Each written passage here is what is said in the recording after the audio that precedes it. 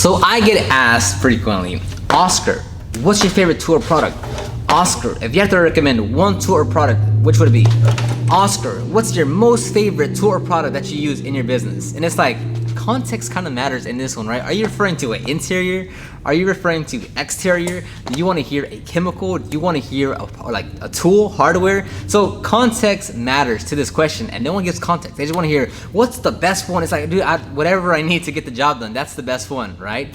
But I will give you what's our most impactful tool as of right now, because obviously things change, right? But our most impactful tool as of right now, we have it both in our shop and in the van, is going to be our air gun. More specifically, our cleaning gun. Now this is a Vortex, no, this is a Tornador, but there's also the Vortex cleaning gun.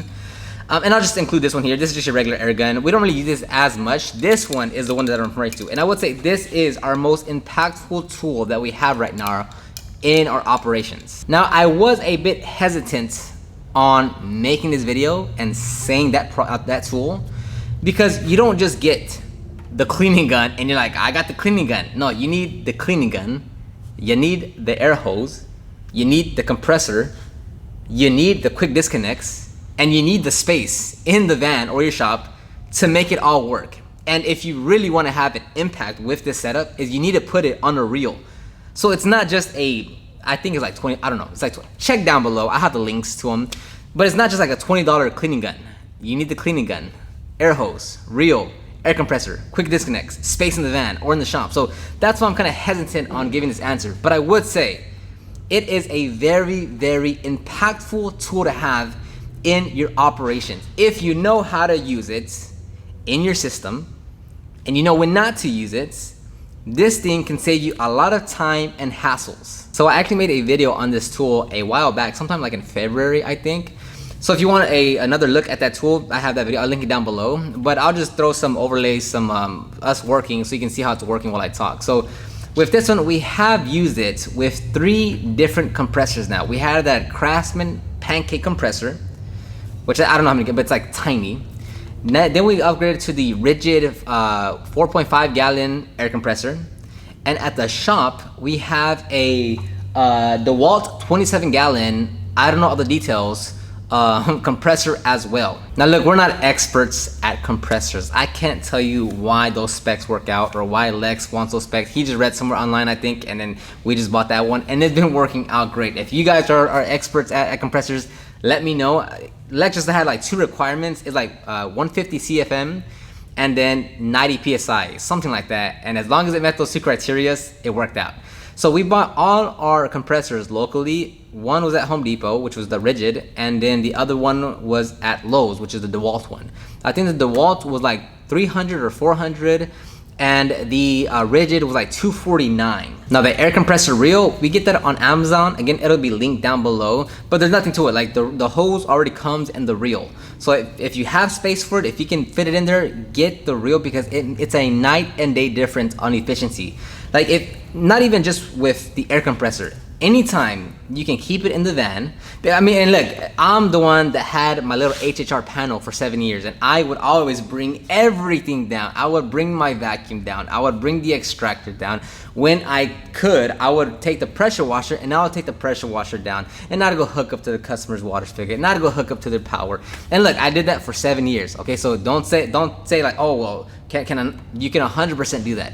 But just know that there is a big difference between when you have everything in the van set up efficiently on reels and you have your own generator and water tank versus when you don't. Because a big portion of the detail, not big portion, I shouldn't say that, but it's a hassle to bring down the pressure washer, the vacuum.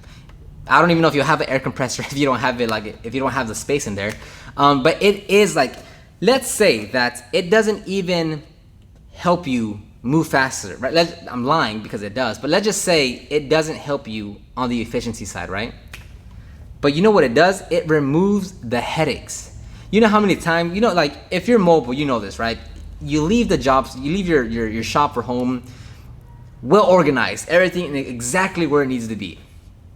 And then and getting there, okay, it's pretty easy taking things out.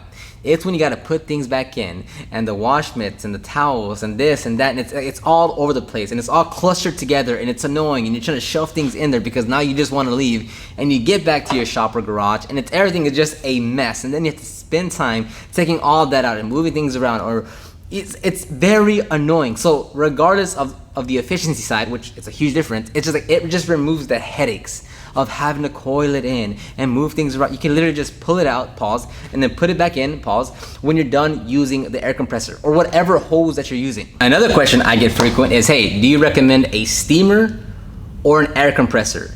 Now, as far as us, we tenfold use the air compressor, the air gun, way more than the steamer, right? And it's easier to get out, it's easier to put back in, like it's all around, just we use it more often, it's more impactful.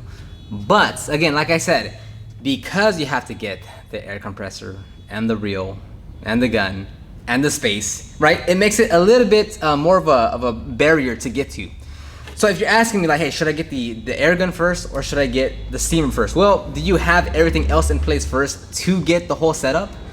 Because if you don't, which I'm just gonna assume you don't because, you know, we all go through that process, then I would still recommend the steamer first, because you're more versatile with it starting off, right? So you can because you can still, you know, break apart stains, you can still like basically shampoo seats, you can clean headliners, you can do all that, right? So an air compressor, that whole setup still has its limitations to where, you know, if it's like a heavily stained seat, well, with the steamer, we can literally go there and break each stain apart to help with the extraction. With the air gun, you can do that to an extent, but it's just not optimal. So it's knowing like where to use what. So in that regard, the steamer takes it.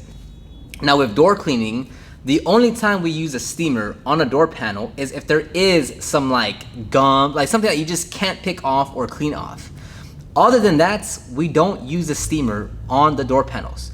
We literally just spray APC, hit it with the air gun, scrub it down, wipe it down, and then blow out any excess residue from the cracks and crevices, and we're good to go. So the air compressor, the air setup, does replace a steamer in a lot of places.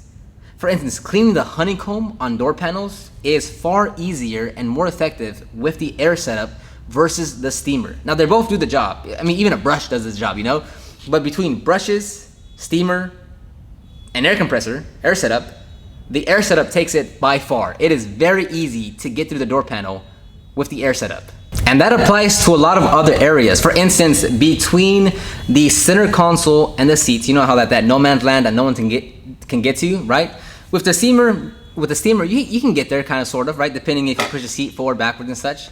But with the air compressor, it's much easier to blow the debris or the pet hair from that area. It's like cleaning the rails with the air gun, it is superiorly easier than the steamer. And if you combine them both, even easier. So there are clear winners when it comes to cleaning specific areas with the air setup versus the steamer. But if you're not there yet with your space, the pricing of getting a whole air setup, I would recommend the steamer 100%. Now another high impact area with the air setup is of course blowing out the debris, right? Yes, once we're blowing out the debris is flying everywhere, but it's meant to just dislodge all the pet hair and debris from the fabric and surfaces. So we're not worried that we blow the carpeting and pet hair goes flying all over. Yeah, we're trying to dislodge it. We'll just come back and vacuum it up. But it does help tremendously with removing pet hair, and specifically if you're working on the impossible carpet, it works flawlessly. Now that doesn't mean it's not difficult to remove whatever off the impossible carpet, but it's 100% very, very effective. And we've used everything: pet hairs, stones, brushes, rubber, whatever, steamers, drills. The air compressor helps out tremendously. Now when it comes to the air compressor, right, the rigid that we have, yes, it kicks on all the time, right? We're not gonna carry, I mean, I'd like to carry like a 27-gallon air compressor in there. We just don't, right? I think it's like 4.5 gallons, right? So yes, it kicks on, like as far as it refills often, right? And it's not like we can just stay there, pull the trigger, and it just runs forever. No, so, you know, like when it fills up, we'll use it strong, right? Once we feel that the pressure is like not as optimal and the air compressor kicked on, Yeah, we won't pull it as often because we want it to fill up, and then once it's filled up, we'll start using it again. So yes, it's a little bit of a balancing act with the rigid compressor, because I mean you can't have it all. You know, like yes, we want like a 100-gallon air compressor, but can we carry that in you know on a mobile job? No. So yes, there's gonna be pros and cons to having that setup, but the pros far outweigh the cons. Now here at the shop we have that DeWalt 27-gallon one, and there is a difference in usage time, meaning like we can pull the trigger, and it has a much stronger duration. It has a stronger duration of strength, plus it takes longer for the tank to kick on to refill. So yes, there's pros and cons. Obviously we're at a shop, we can get a bigger compressor to have here at the shop. It's louder, it's bigger. But on the mobile unit, we are limited on space, right? Nonetheless though, 27-gallon versus 4.5-gallon, it's still an effective tool out in the field. All right, so I think I'm gonna end the video right here. Hopefully I covered different points than what I did in the last video. Remember, you can check that other video down below and check out all the links to these tools in the description box down below. If you have any other questions, let me know. Most of these questions were because you guys have been asking me that over the last couple of months, so I kind of addressed those in this video. And if not, well then I just suck at what I do. But I'll answer them maybe on my stories, IG Live, post, I don't know. I'll answer it somewhere. So leave your comments or questions down below, and I'll talk to everyone on the next one.